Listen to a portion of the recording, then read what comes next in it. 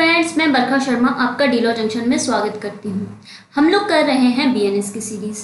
BNS यानी कि हमारा भारतीय न्याय संहिता। ठीक है, भारतीय न्याय संहिता कर रहे हैं और अब तक हमने इसके 5 चैप्टर कंप्लीट कर लिए हैं। हमारा 6 चैप्टर चल रहा है। 6 चैप्टर में हम कर रहे हैं आज जो पार्ट वो है हमारा हर्ट के विषय में यानी उपपत्ति के विषय में। इसमें सबसे पहले हमने देखा था आपराधिक मानववध और हत्या के बारे में। फिर उसके बाद हमने देखे कुछ नए अपराध जो इसमें जुड़े हैं यानी चैप्टर 6 के अंतर्गत जुड़े हैं।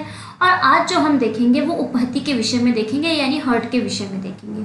हर्ट के विषय में जो प्रावधान थे वो पहले हमने आईपीसी में भी पढ़े हुए हैं, तो हमारे लिए ये इतने ज़्यादा हार्ड नहीं रहेंगे, मतलब हमको इनको समझने में इतनी दिक्कत नहीं आएगी। इसको हम कंपेयर करके पढ़ेंगे आईपीसी के साथ, मतलब आईपीसी के सेक्शंस को देखेंगे और बीएनएस के सेक्शंस को देखेंगे और जहाँ पे जो चीज़ें नई जुड़ी हैं उनको हम देखते हुए चलेंगे। चलिए बात करते हैं हम हर्ट के प्रोविजंस के बारे में। तो जब हम हर्ट के प्रोविजंस की बात करते हैं तो ये देखते हैं कि भाई इसका सेक्शन कहाँ से कहाँ तक कवर हो रहा है।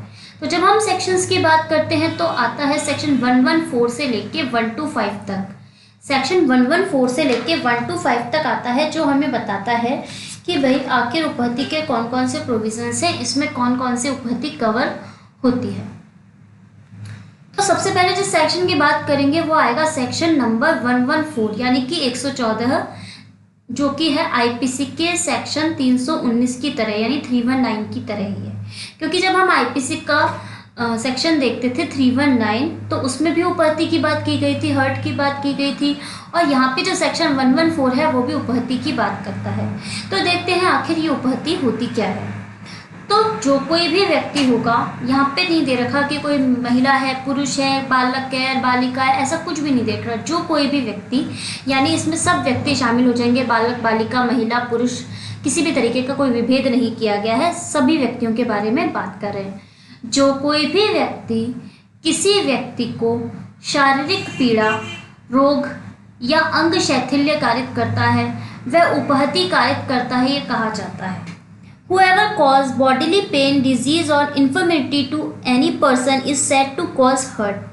क्या करता है, कोई भी व्यक्ति किसी अन्य व्यक्ति को कोई भी किसी तरीके की पीड़ा देगा, कोई रोग ट्रांसफर कर देगा या अंग शैथिल्य कारित करता है तो क्या कहा जाता है कि वह उपपत्ति कारित करता है। जनरल डेफिनेशन दे रखी है। अब आप बोलेंगे मैम यहाँ पे आना चाहिए था 115 लेकिन आपने लिया यहाँ पे 116, ऐसा क्यों? क्योंकि जब हम बात कर रहे हैं यहाँ पे उपपत्ति की तो पहले हम देखेंगे कि घोर उपपत्ति क्या होता है, उसके बाद हम देखेंगे कि स्वेच्छा उपपत्ति कारित करना क्या होता है, वॉलंटरी कॉजिंग हर्ट क्या होता है। इसीलिए हम 114 के बाद जाएंगे सीधे 116 की तरफ, जो कि वैसा का वैसा सेक्शन है जैसा कि है आईपीसी का 320। आईपीसी का 320 और बीएनएस का 116 हमको सेम बात बता रहा है कि आखिर घोर उपपत्ति क्या होती है, यानी कि ग्रीवियस हर्ट क्या होता है। ग्रीवियस हर्ट क्या होता है, यहाँ पे तो बात कर रहा है हर्ट की और यहाँ पे बात कर रहा है ग्रीवियस हर्ट की। तो घोर उपपत्ति निम्न परिस्थितियों में कोई उपपत्ति घोर उपपत्ति हो सकती है, यानी कि बता रहा है कि ग्रीवियस हर्ट क्या होगी कि कोई उपपत्ति जब निम्न परिस्थितियों में की जाती है यानी जो नीचे पॉइंट्स दे रखे हैं उनमें की जाती है तो वो जो उपपत्ति होती है वो घोर उपपत्ति हो जाती है, यानी कि ग्रीवियस हर्ट कारित हो जाती है। कौन कौन, क्योंकि जैसा कि हमने देखा उपपत्ति क्या होती है, शारीरिक पीड़ा, रोग, अंग शैथिल्य कारित करता है तो उपपत्ति कारित करता है। तो यहाँ पे वो घोर जब हो जाती है जब ये नीचे दिए गए हमारे 8 पॉइंट होते हैं, जो 8 पॉइंट्स हैं इसके अंतर्गत कवर हो जाती है। 8 पॉइंट्स के अंतर्गत जैसे ही वो कवर हो जाएगी वो हो जाएगी घोर उपपत्ति यानी कि ग्रीवियस, मतलब अपना रूप बदल के वो घोर उपपत्ति में कन्वर्ट हो जाएगी। सबसे पहले क्या आता है, पुंसत्व हरण आता है, ठीक है। फिर सेकंड नंबर पे आता है नेत्र की दृष्टि का स्थायी विच्छेद, मतलब आंखों की जो रोशनी वगैरह होती है, जैसे किसी की आंख फोड़ दी, आप देखते हैं ना, तो आंख को मतलब पूरी तरह से खराब कर दिया कि उसको उससे दिखना बंद हो गया, किसी भी आंख का, या तो दोनों आंखों का हो सकता है या किसी एक आंख का हो सकता है। कानों की श्रवण शक्ति का स्थायी विच्छेद, यानी कि उसके कान खराब कर दिए, जैसे एक कान खराब हो, दूसरा कान खराब हो, उसको सुनना बिल्कुल बंद हो गया। अंग या जोड़ का विच्छेद, मतलब उसके हाथ पर इस तरीके से तोड़ दिए कि उसकी हड्डी वड्डी टूट गई। अंग जोड़ की शक्तियों का नाश है, स्थायी ह्रास, मतलब इस तरीके से उसको इंसर्ट किया गया कि उससे क्या होता है, उसके पैरों ने, जैसे पैरों पे किया तो पैरों ने काम करना बंद कर दिया, हाथों ने काम करना बंद कर दिया।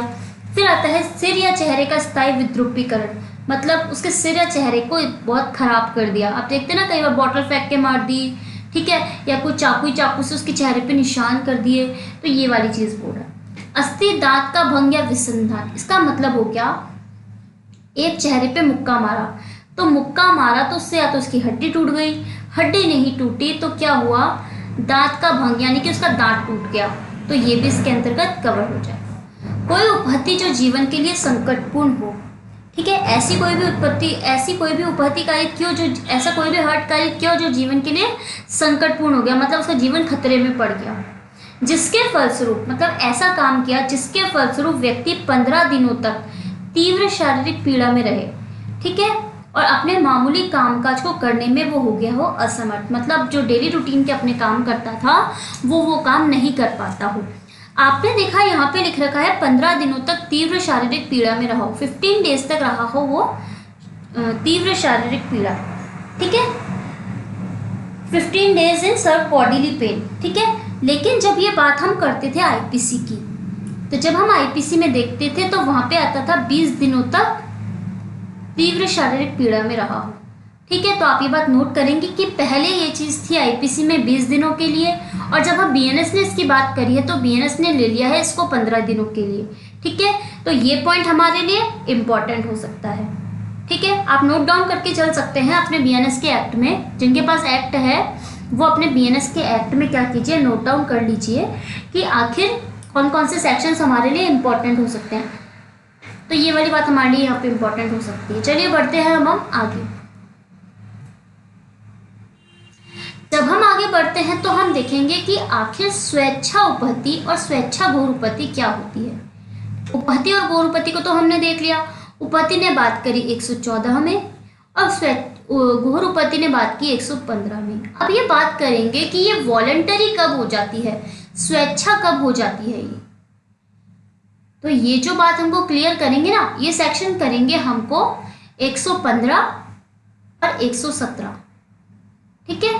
115 क्या बोल रहा है कि मैं वैसा का वैसा सेक्शन हूं जैसा कि आता है 321 और 323, ठीक है। स्वेच्छा उपहति और स्वेच्छा उपहति के लिए दंड कहाँ पे दे रखा था हमको आईपीसी में 321 323, लेकिन यहाँ पे हम बात कर रहे हैं बीएनएस की, तो बीएनएस ने इन दोनों सेक्शंस को जोड़ के एक कर दिया, इसका मतलब केवल 115 की बात कर रहा है। चलिए बात करते हैं आखिर इस सेक्शन में क्या क्या प्रोविजंस हमको बताए गए हैं। तो क्या बोल रहा है 115 बोल रहा है स्वेच्छा उपहति के बारे में, यानी वॉलंटरी हर्ट के बारे में। वॉलंटरी कॉजिंग हर्ट आता है हमारा, वॉलंटरी कॉजिंग हर्ट आता है हमारा 115 के अंतर्गत। तो जब हम इस सेक्शन को देखते हैं तो फिर ये दो सेक्शन में डिवाइड हो जाता है, सब सेक्शंस हो गए ना, मतलब 115 का 1 और 115 का 2। सबसे पहला जो पॉइंट हमको बताता है वो क्या बोल रहा है, जो कोई भी व्यक्ति इस आशय के साथ यानी इंटेंशन के साथ और ज्ञान के साथ यानी कि नॉलेज के साथ उपहति कारित करे यानी हर्ट कारित करे तो वह स्वेच्छा उपहति कारित करता है कहा जाता है। क्या मतलब निकला इस बात का ये मतलब निकला कि जो कोई भी व्यक्ति इंटेंशन के साथ और नॉलेज के साथ, यहाँ पे लिया है हमने इंटेंशन और प्लस नॉलेज, इन दोनों के साथ अगर कोई हर्ट करता है तो वो हो जाता है वॉलंटरी कॉजिंग हर्ट यानी कि स्वेच्छा उपहति कारित करना। जब हम इसका सेकंड पॉइंट देखेंगे तो हमको पता चलता है कि जो कोई धारा 122(1) के अधीन यानी सेक्शन 122 क्लॉज 1 के अधीन मामले के अलावा, मतलब इस मामले को इसने शामिल नहीं किया, तो इसके अलावा अगर स्वेच्छा उपहति कारित करता है, वॉलंटरी कॉजिंग हर्ट करता है, तो उसे पनिशमेंट दिया जाएगा 1 वर्ष तक का कारावास और 10,000 रुपये तक का जुर्माना, ठीक है। अब हम बाद में देखेंगे कि 122 क्लॉज 1 को इसमें क्यों शामिल नहीं किया गया है। जब ये 122 क्लॉज 1 सेक्शन आएगा ना, तो आप आराम से समझ जाएंगे कि आखिर इसको क्यों नहीं शामिल कर रहे थे। अभी हम आगे देखेंगे इसके पॉइंट्स को, ठीक है। अभी हम फिलहाल वॉलंटरी कॉजिंग हर्ट और वॉलंटरी कॉजिंग ग्रीवियस हर्ट के बारे में बात कर रहे हैं। चलिए आगे बढ़ते हैं, हम आगे बढ़ के चलेंगे हम सेक्शन 117 की तरफ। 117 हमको बोल रहा है कि मैं वैसा का वैसा सेक्शन हूँ जैसे कि है 322, 325, 322, 325 आईपीसी का है, वो मेरा सेम भाई है एक तरीके से। यहाँ पे दो सेक्शंस को मिलाकर यहाँ पे कारित कर दिया स्वेच्छा घोर उपपत्ति यानी कि वॉलंटरी कॉजिंग ग्रीवियस हर्ट। ठीक है, वॉलंटरी कॉजिंग ग्रीवियस हर्ट। चलिए देखते हैं इसके प्रोविजंस के बारे में।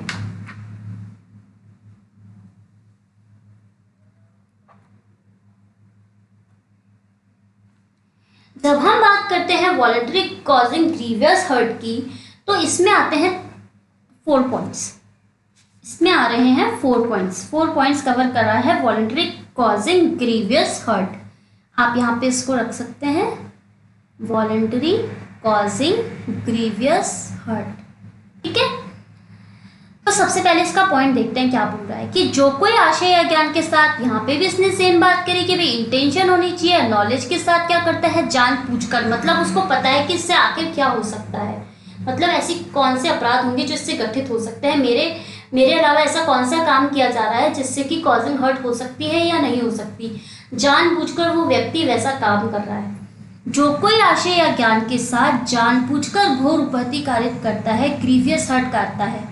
ग्रीवियस हर्ट कब हो जाएगी, जब हर्ट करते समय जो ग्रीवियस हर्ट में 8 पॉइंट हमको दे रखे थे वो कारित करते हैं, तब हो जाती है ग्रीवियस हर्ट। और ग्रीवियस हर्ट हो जाएगी वॉलंटरी जब हो जाएगी वो इंटेंशन के साथ और नॉलेज के साथ। उम्मीद करती हूँ आपको ये कॉन्सेप्ट समझ में आ गया होगा। अगर आपको एक कॉन्सेप्ट समझ में आ गया हो तो प्लीज़ आप मुझे कमेंट बॉक्स में कमेंट कर सकते हैं कि भाई आपको पढ़ाना कैसा लग रहा है। ठीक है, चलिए बात करते हैं, छोड़िए। फिर कहते हैं कोई एक किस्म की घोर उपपत्ति करनी हो और उससे भिन्न घोर उपपत्ति कारित होगी तो भी घोर उपपत्ति कारित हो जाएगी। क्या बोल रहा है इस बात का मतलब कि मान लीजिए कि वो मुक्का मारकर तोड़ना चाहता था उसका दांत। ये ए नाम का व्यक्ति है, इधर चलिए, ए नाम का व्यक्ति है, वो जाता है बी के पास, इसको मारता है एक मुक्का, पंच देता है, इसके पंच देता है तो क्या होता है, उसका दांत तो टूटता ही टूटता है। मतलब वो सोचा था इसका दांत टूट जाएगा या बस मारूंगा तो नॉर्मल हर्ट कारित होगी है या फिर दांत टूट जाएगा, लेकिन क्या होता है उसके साथ साथ टूट जाती है उसकी नाक की हड्डी भी। ठीक है, या फिर उसके हाथ से क्या होता है, उसके आंख के अंदर कुछ चीज़, उसके हाथ में कोई चीज़ होती है और उसके आंख में चल जाती है तो उसकी आंख फूट जाती है। तो वो कह रहा है कि भाई एक किस्म की उसकी घोर उपपत्ति कारित करने का आशय हो और उससे कोई भिन्न उपपत्ति कारित कर दिया हो तो भी वो घोर उपपत्ति में ही काउंट होगा। ये वाली बात बोल रहा है हमको सेक्शन 117 का क्लॉज नंबर 1। जब हम क्लॉज नंबर 2 की तरफ चलते हैं तो ये हमको बोल रहा है कि जो कोई भी व्यक्ति सेक्शन 122 क्लॉज 1 से भिन्न मामले की, मतलब इस मामले को इसमें शामिल नहीं किया जाएगा, घोर उपपत्ति स्वेच्छा कारित करता है तो वो दंड से दंडित होगा, जो कि होगा 7 वर्ष तक का कारावास और जुर्माने से दंडित होगा। चलिए बात करते हैं इसके थर्ड पॉइंट पर। इसका जो थर्ड पॉइंट है वो हमको बता रहा है जो कोई स्वेच्छा घोर उपपत्ति में स्थायी दिव्यंगता क्या करेगा, स्थायी रूप से उसको दिव्यंग बना देगा।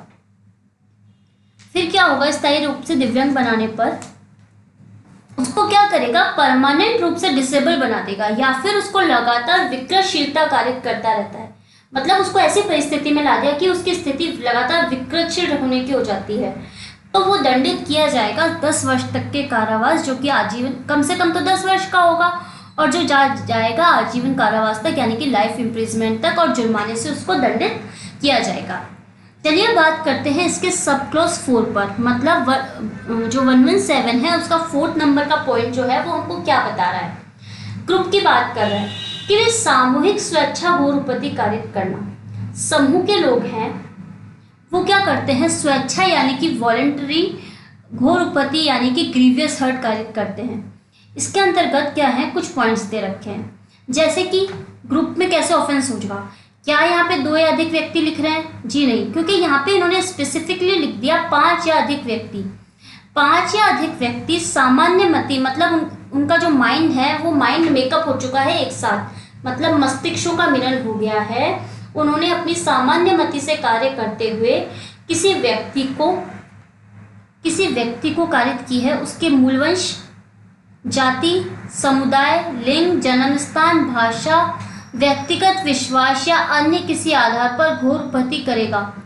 ठीक है, कौन कौन से पॉइंट इसके अंतर्गत कवर कर रहा है, a person on the ground of his race, caste और community, sex, place of birth, language, personal belief और एनी अदर सिमिलर ग्राउंड, ठीक है, इनके आधार पर घोर उपहति कारित करेगा, ग्रीवियस हर्ट कारित करेगा, तो समूह का प्रत्येक सदस्य, जो ग्रुप का हर मेंबर होगा,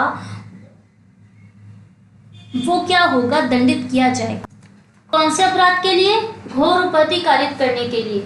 वॉलेंटरी कॉजिंग हर्ट नहीं, वॉलेंटरी कॉजिंग ग्रीवियस हर्ट के लिए दंडित किया जाएगा। और जुर्माना कितना होगा? कितना भी हो सकता है जो कोर्ट डिसाइड करेगी, पर कारावास होगा 7 वर्ष तक का। 7 वर्ष तक का कारावास और जुर्माने से उसको दंडित किया जाएगा। चलिए बढ़ते हैं अपने नेक्स्ट सेक्शन की तरफ।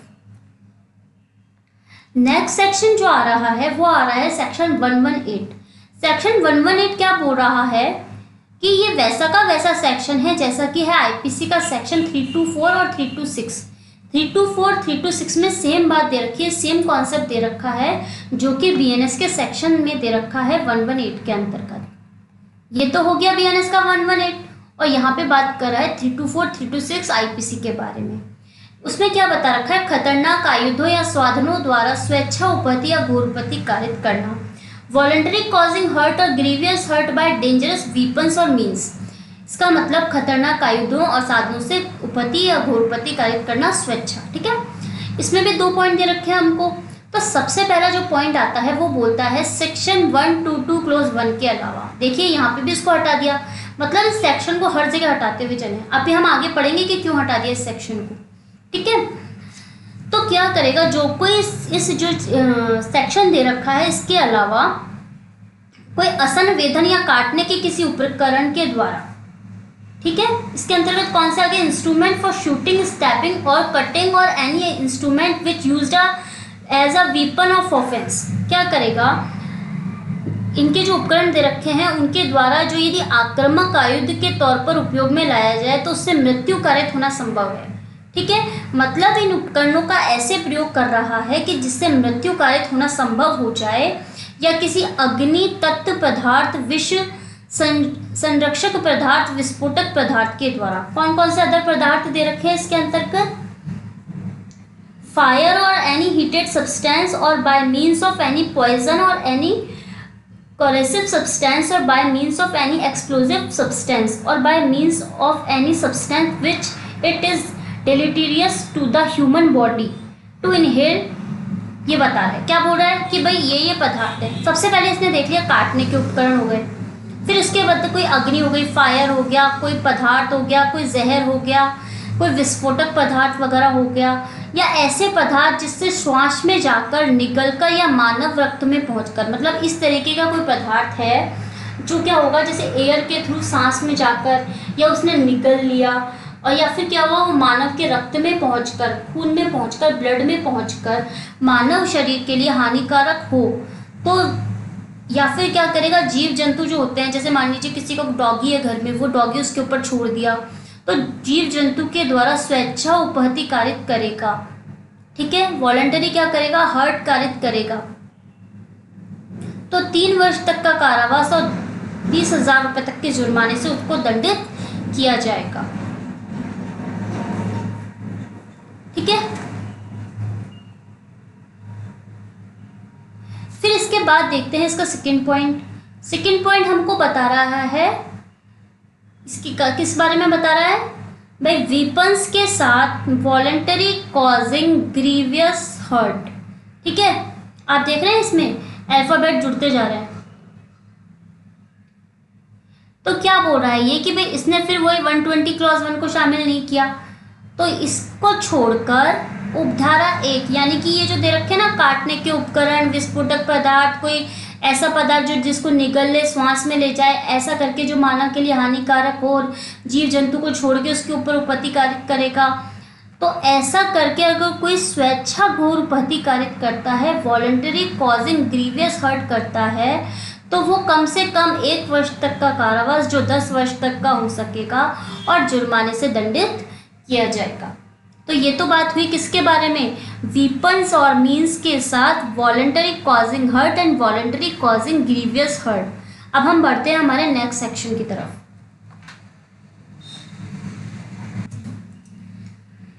इसका जो सेक्शन 119 आ रहा है वो बात कर रहा है कि एज अ सेक्शन 327 यहाँ पे क्या कर रहा है वो, वॉलंटरी कॉजिंग हर्ट और grievous hurt to extort property और to constrain to an illegal act, संपत्ति उद्यापित करने के लिए या अवैध कार्य कराने को मजबूर करने के लिए स्वेच्छा उपहति या घोर उपहति कारित करना।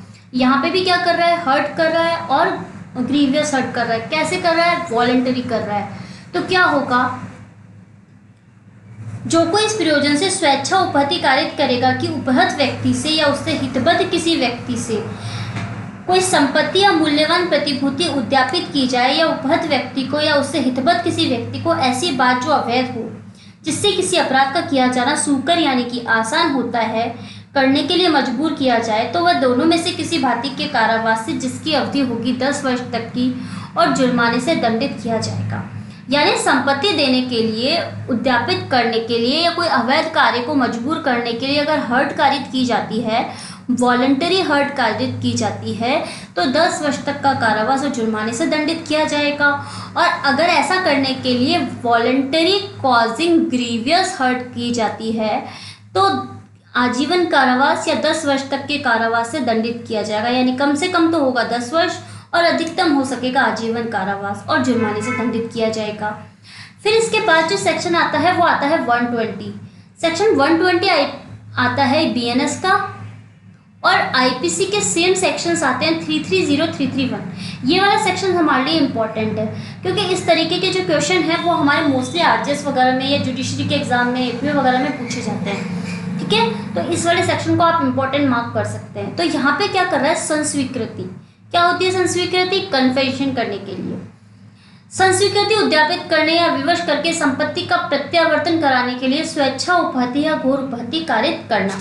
क्या बोल रहा है ये, वॉलंटरी कॉजिंग हर्ट और grievous hurt to extort confession और to compel restoration of property.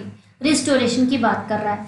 ठीक है, तो क्या होगा इसके अंतर्गत कि जो कोई इस प्रयोजन से स्वेच्छा उपहति कारित करेगा, क्या उपहत व्यक्ति से या उससे हितबद्ध किसी व्यक्ति से कोई संस्वीकृति या कोई जानकारी जिससे किसी अपराध या उपचार का पता चल सके उद्यापित की जाए या उपहत व्यक्ति या उससे हितबद्ध व्यक्ति को मजबूर किया जाए कि वे कोई संपत्ति या मूल्यवान प्रतिभूति प्रत्यावर्तित करे या करवाए या किसी दावे या मांग की पुष्टि या ऐसी जानकारी दे जिससे किसी संपत्ति या मूल्यवान प्रतिभूति का प्रत्यावर्तन यानी कि रिस्टोरेशन हो सके, तो दोनों में से किसी भांति के कारावास से जिसकी अवधि होगी 7 वर्ष तक की और जुर्माना जो कि होगा जितना न्यायालय तय करेगा, ठीक है, दंडित किया जाएगा। इसमें इलस्ट्रेशंस भी दे रखी हैं, आप एक बार इनको गो थ्रू कर सकते हैं।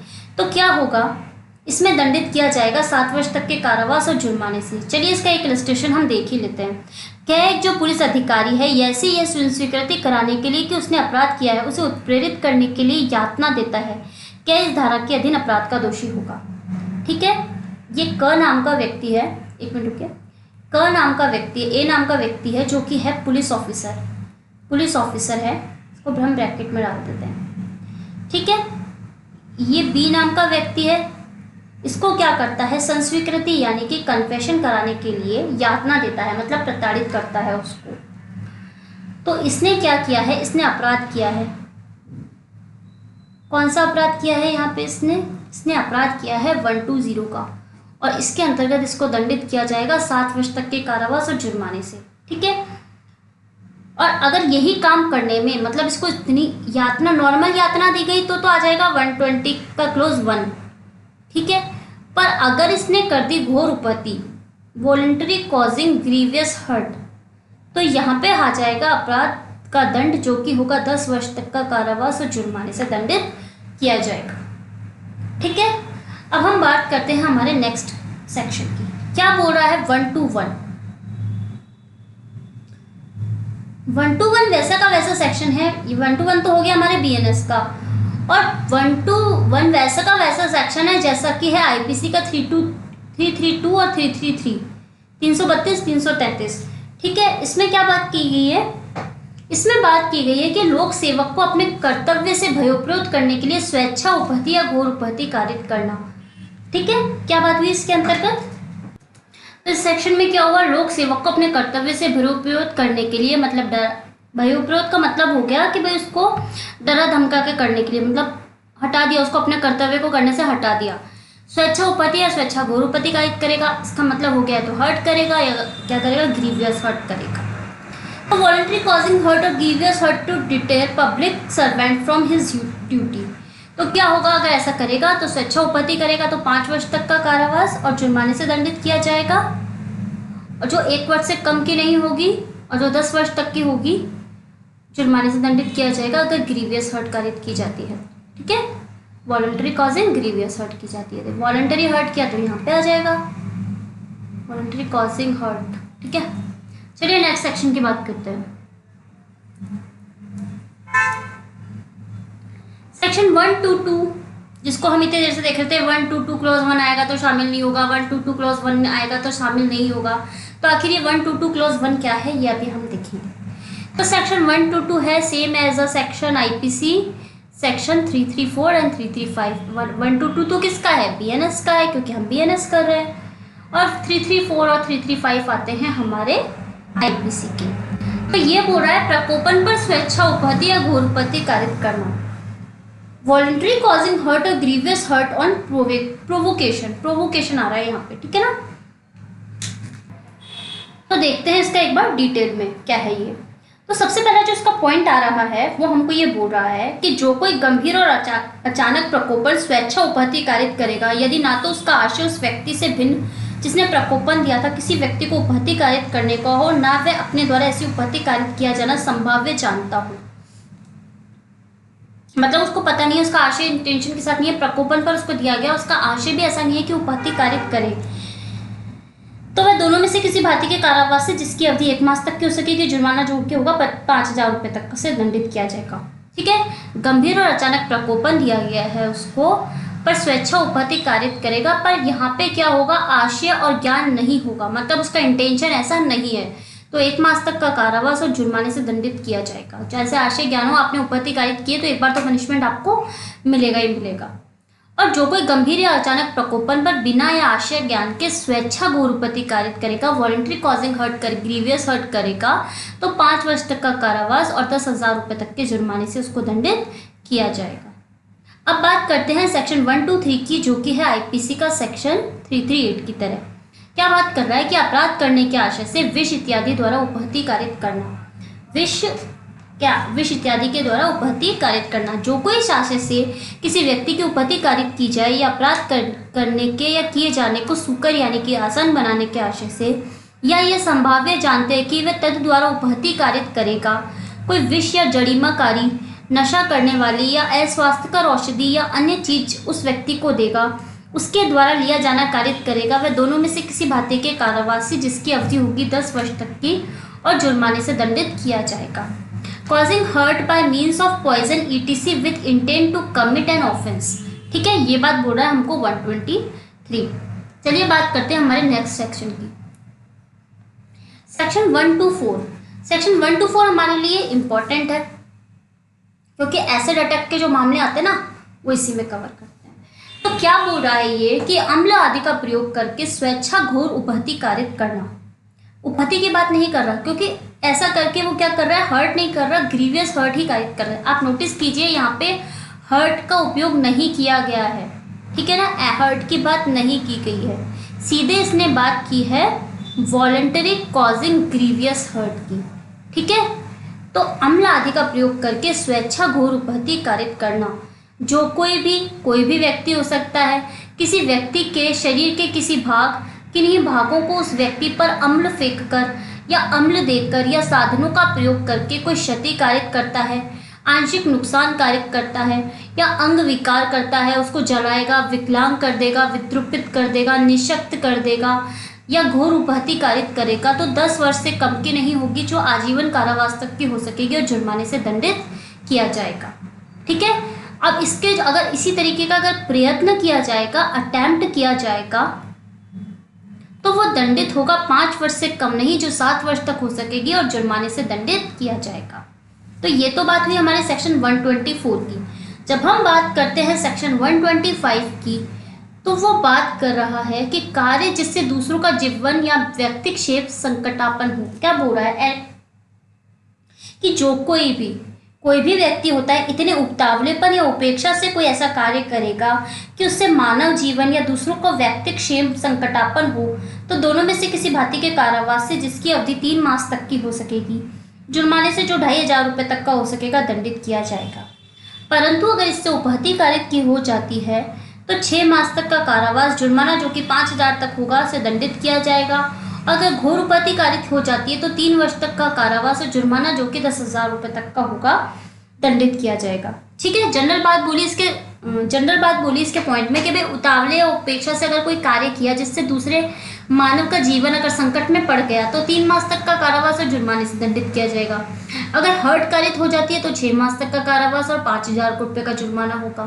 और अगर ग्रीवियस हर्ट कारित हो जाती है तो 3 वर्ष का कारावास और जुर्माना जो कि 10,000 रुपये तक का होगा, से दंडित किया जाएगा। ठीक है। तो ये तो प्रोविजंस हुए हमारे हर्ट एंड ग्रीवियस हर्ट के बारे में। ठीक है। कौन सा चैप्टर कर रहे हैं हम लोग कर रहे हैं चैप्टर 6। चैप्टर 6 में हमने हर्ट और ग्रीवियस हर्ट के प्रोविजंस को देख लिया है। उम्मीद करती हूँ आपको ये लेक्चर पसंद आया होगा। अगर आपको लेक्चर अच्छा लगा है तो आप इसको लाइक शेयर सब्सक्राइब कर सकते हैं। बीएनएस हमारे लिए एक नया एक्ट है, इसको हमको पढ़ना बहुत जरूरी है। जो एग्जाम दे रहे हैं उनको तो पढ़ना ही पढ़ना है। जो लोग एग्जाम नहीं दे रहे हैं, एडवोकेट है, तो उनको अपनी एडवोकेसी में भी इस एक्ट की जरूरत पड़ेगी। तो आप इसको ज़्यादा से ज़्यादा लोगों के भी शेयर कीजिए, जिससे कि वो लोग भी क्या कर सके, बीएनएस को, बीएनएसएस को और बीएसए को पढ़ सके। ठीक है। तो आप जुड़े रहिए डी लॉ जंक्शन के साथ। मिलते हैं एक नए लेक्चर के साथ। Thank you so much.